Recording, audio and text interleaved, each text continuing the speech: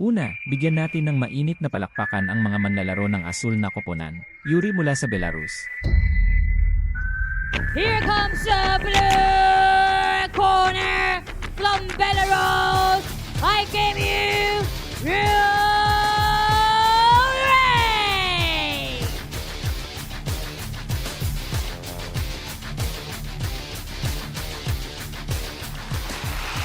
Piliin ang pulang panig ng manlalaro. Zhao Chuanlin mula sa China.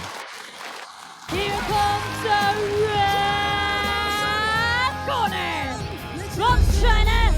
I gave you Zhao Chuanlin.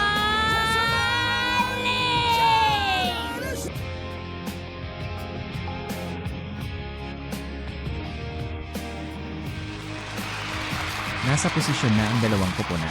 Blue side player Yuri, edad, 20 taas, 170 cm. Profesional na record, siyam panalo sa 14 na nalaban. Pulang side player Zhao Chuanlin, edad, 20 taas, 178 cm. Profesional na record, 21 fights, 16 na panalo, 8 loss. Ang referee para sa laban na ito ay si Imar Like. May kahilingan.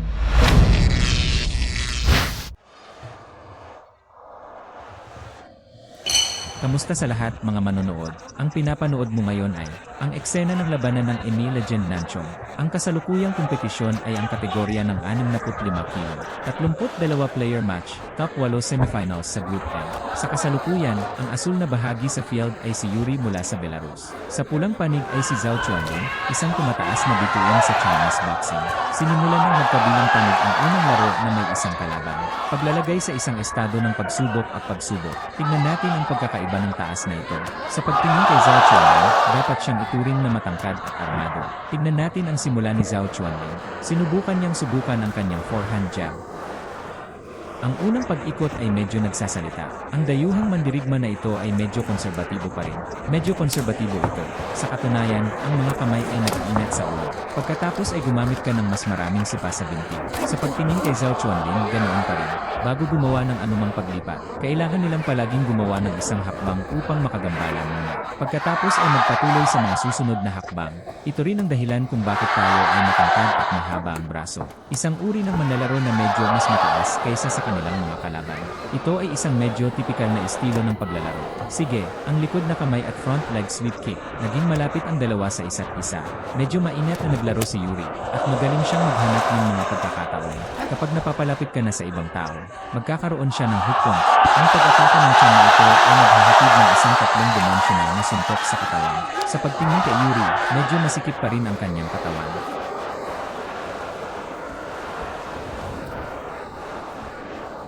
Sa ngayon, mas agresibo pa rin si Zhao Chuanlin sa pagsalakay. Isang peking kamay sa harap na sinamahan ng isang malawakang sipa gamit ang hulihan na binti. Sige, direktang pag-atake ng tuhod.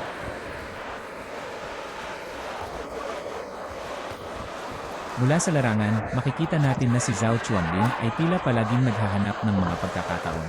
Dahil nakikita natin ang kakayahan ni Zhao Chuanlin na kontrolin ang distansya. Malakas pa rin ito.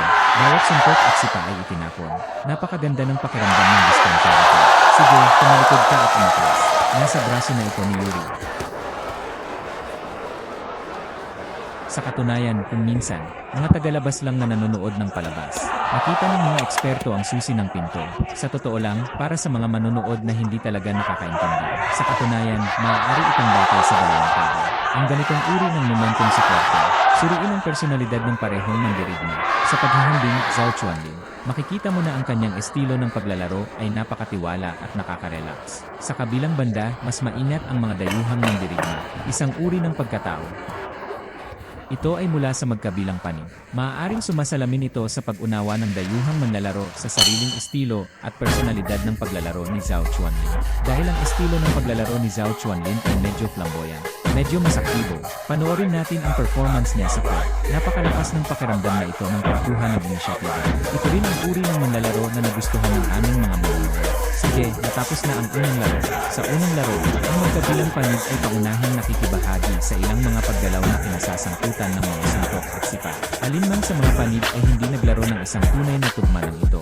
Ang mga kamao at sipa ay talagang matinding galaw na tulad nito. Inaasahan namin na ang pangalawang leg ay magiging mas matindi. Ngayon lang, sa pamamagitan ng mabagal na pag-reply, nakikita natin na napakabilis pa rin ng mga combo attack ni Yuri. Magaling din siya sa timing. Hinihintay niya si Zhao Chuanlin na isara ang distansya sa pagitan ng kanyang mga katawan. Muli siyang umatake. Malapit nang magsimula ang ikalawang laro. Okay. Ito ang front hand ni Yuri at nagwawalis ng sipa. Ngayon nakikita natin ang pagtatanggol ni Yuri. Ihambing ito ng mainit.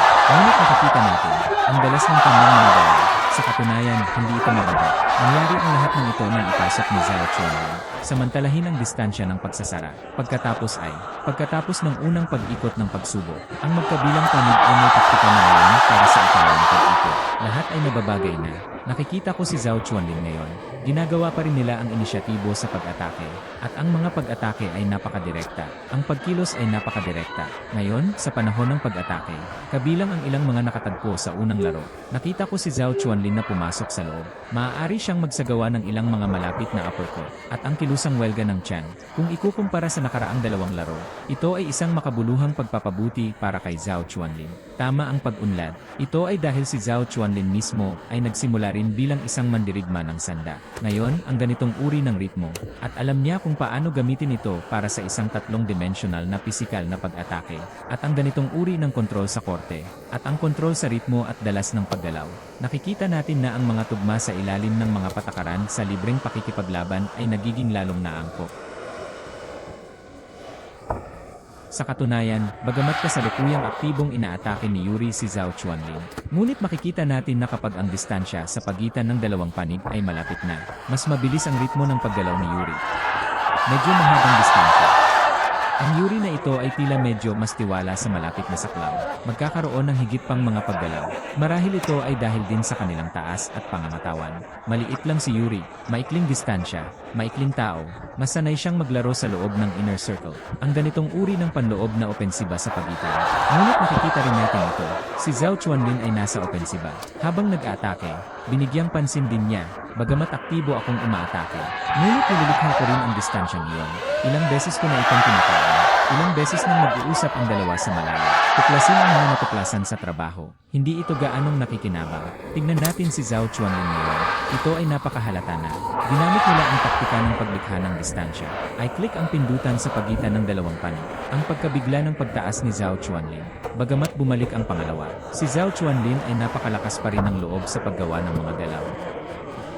Simula sa ikalawang kalahati ng ikalawang laro, nakikita natin ito ngayon. Panoorin ang malapit na kombinasyon ng suntok ni Yuri. Ang ganitong uri ng porsyento ng pagbaril laban kay Zhao Chuanlin. Kung ikukumpara sa unang laro, mas mataas pa ito. Ngayon nakikita natin si Zhao Chuanlin. Parang kapag nag-move on na siya, ang ilan ay medyo maluwag. Unti-unti na tayong bumaba sa pisikal na paraan. Ang front hand ay nagdaragdag ng mababang pagwawalis. Isang serye ng mga kombinasyon ng mga suntok na pinagsama sa pagwawalis ng mga sipa. Sige, natapos na ang ikalawang round. Nakikita natin ito. Sa unang laro, sinubukan ng magkabilang panig ang isa't isa. Sa ikalawang laro, ang parehong mga manlalaro ay talagang pumasok sa laro. Ang matinding palitan ng mga pag-atake nito. Palitan ng mga suntok at limpi. Malinaw na nadama ito. Magkakilala ng husto ang dalawang manlalaro. Palalimin ito ng paunti-unti. At ang ilang mga pag-aayos ay ginawa batay sa kalaban. Ito ay psikolohikal, kakayahang magbago sa pisikal na paraan. Ito ay malinaw pa rin at malakas. Ang ilang mga manlalaro ay naglalaro ng matigas, ngunit hindi sapat na matalino.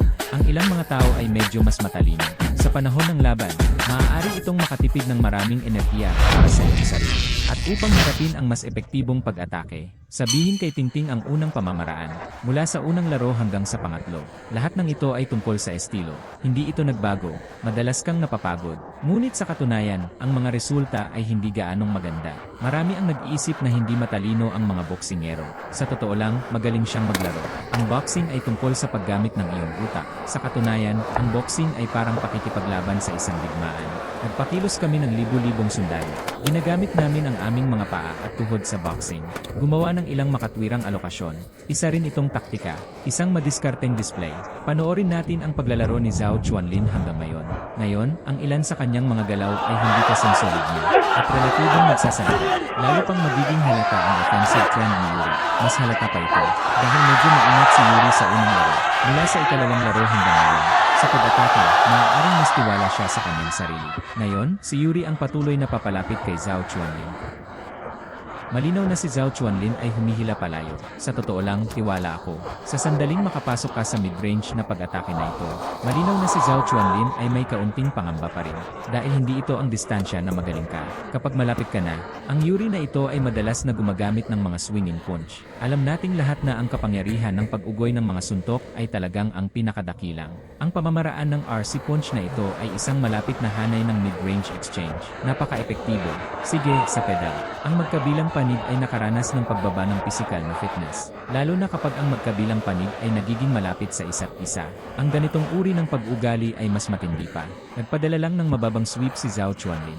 Gayunpaman, dahil sa posibleng pisikal na limitasyon, at may ilang mga issue sa anggulo na ito, halos madulas. Sa totoo lang, maganda ang depensa ni Yuri. Sa pagwawalis ng mga sipa, mahigpit pa rin niyang binabantayan ang kanyang ulo. Ang magandang pag-atake ng tiyan at pagwawalis ng mga sipa ay halata. Ito ay isang tipikal na 3-dimensional na pag-atake. Diskarte. Okay. Sa puntong ito, tila may inisyatiba si Zhao Chuanlin na umatake. Apektado ng pisikal na kondisyon. Isang malaking diskwento. Kahit pagod na si Yuri at marami na siyang nakuhang enerhiya.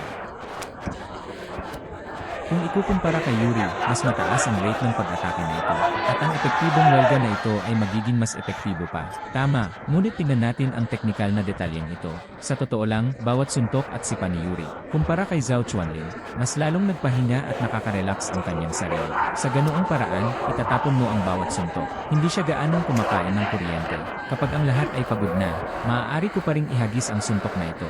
Ang napili ng mga tagahanga, Zhao Chuanlin, maaaring medyo nakakabigo ito. Sa oras na ito, kapag ang iyong pisikal na lakas ay pagod, hindi siya makaalis sa pagkilos. Ang huling 1-0 segundo, ang dalawang panig ay nag-ugnay. Ang pisikal na enerhiya ay talagang napakahingi. Sige, ang ikatlong round ay napupunta sa lahat. Sa ngayon, mayroon tayong isang ito. Dahil ito ay isang semifinal ng 4-a-side tournament. Sa ngayon, ang nagwagi ay si Yuri at Zhao Chuanlin. Ngayong gabi ay ganito sila. Ang nagwagi sa mga security guard na si Li Hui ang nasa gitna. Magkakaroon ng isa pang laro. Kaya ang pisikal na pagkapagod sa unang pag-ikot ng unang laban sa pagitan ng dalawang panig. Panapit na tutulong po sa pananalitan. Naalala pa rin siya tungkol sa kanyang fitness para sa susunod na laban. Ang lahat na nito ay nakasalalay sa dalawang panig. Kung sino ang nagwagi sa kanila. Nasa ibaba ang pag-aayos ng pisikal na kondisyon. Tingnan natin kung paano ito napupunta. Susunod, ipapahayag ko ang pangwakas na resulta ng laban nito. Nanalo ang referee mo sa 30 tandang bawas 20 siyang. Referee mo 20 hanggang 20 siyang. Nanalo ang referee mo 30 tandang bawas 20 siyang. Nanalo si judge mo 4 tandang bawas 20. Nanalo ang referee mo 5